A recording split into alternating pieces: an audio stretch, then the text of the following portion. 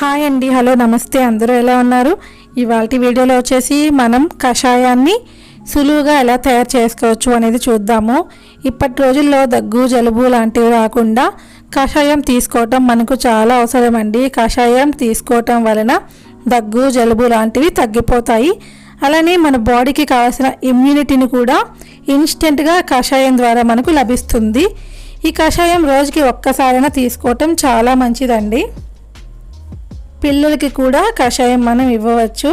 రోజుకి ఒకసారైనా కూడా కషాయం తీసుకోవటం ద్వారా మనకు ఏదైనా దగ్గు జలుబు లాంటివి ఉన్నా కూడా అవన్నీ కూడా తగ్గిపోతాయి. అంతటి పవర్గా ఉంటుంది కషాయం. అయితే ఈ కషాయాన్ని ఎలా తయారు చేయవచ్చు అనేది చూద్దాము. ముందుగా స్టవ్ ఆన్ చేసుకొని ఒక బౌల్ పెట్టుకున్నాక ఇందులో 1/2 లీటర్ వరకు వాటర్ యాడ్ చేసుకోవాలండి. చూస్తున్నారు కదా, 1/2 లీటర్ వరకు వాటర్ అయితే వేసాను. ఈ కషాయాన్ని 4 నుంచి 5 మంది వరకు తాగవచ్చు. తర్వాత ఈ నీటిలోనే మనం దాల్చిన చెక్క, 2 నుంచి 3 లవంగాలు వేసుకోవాలి. అలానే అల్లాన్ని కూడా బాగా దంచేసి వేయాలి. ఈ విధంగా బాగా దంచి వేసినట్లయితే అల్లంలో ఉండేదంతా కూడా మనకు వాటర్లోకి ఈజీగా వచ్చేస్తుంది.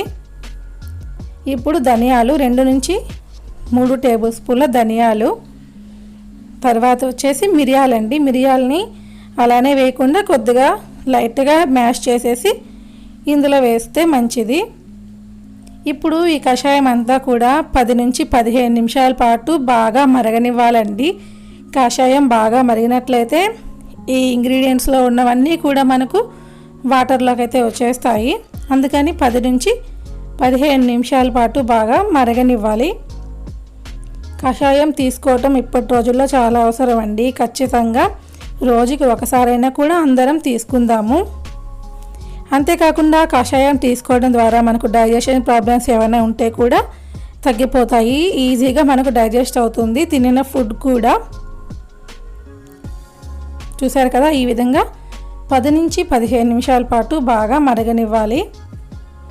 మనం ఈ విధంగా కషాయాన్ని కనుక రోజు తీసుకోవటం ద్వారా మనకు డైజెషన్ ప్రాబ్లమ్స్ ఉంటే కూడా తగ్గిపోతాయి. అలానే దగ్గు జలుబు లాంటివి వస్తున్నాయి, మనకు స్టార్ట్ అవుతున్నాయి అనిపించినప్పుడు వెంటనే కనుక కషాయాన్ని పెట్టుకొని త్రాగి చూడండి, మనకు వెంటనే రిలీఫ్ అవుతుంది.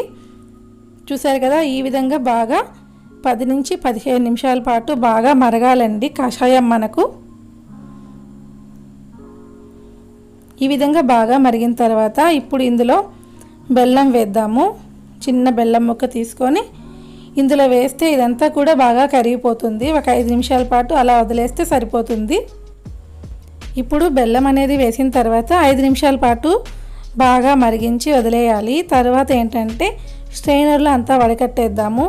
బెల్లం ఎందుకు వేస్తామంటే బెల్లం కేవలం తీపి కోసమే కాదండి, బెల్లం వేయటం ద్వారా ఆరోగ్యానికి ఎంతో మంచిది. అందుకనే మనం బెల్లాన్ని యాడ్ చేస్తాము. ఈ విధంగా బాగా వడకట్టేసిన తర్వాత ఇదంతా కూడా పక్కన పెట్టేద్దాము. చూసారు కదా, ఈ విధంగా కషాయం ప్రిపేర్ అయిపోయింది. ఇప్పుడు ఇందులో 1 టేబుల్ స్పూన్ పసుపు వేసుకోవాలి.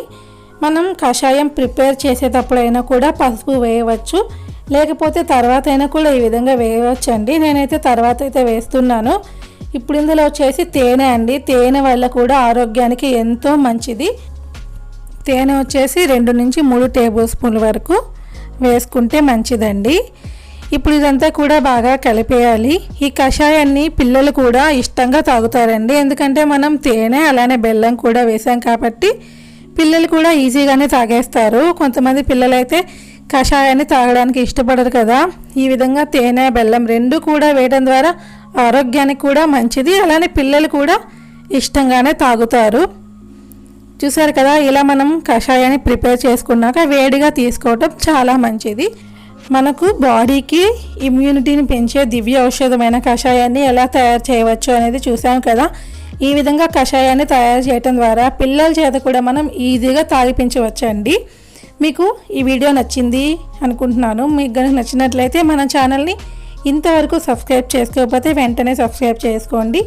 మళ్ళీ ఇంకో వీడియోలో కలుద్దాము. అంతవరకు చూస్తూ ఉండండి. Thank you for watching.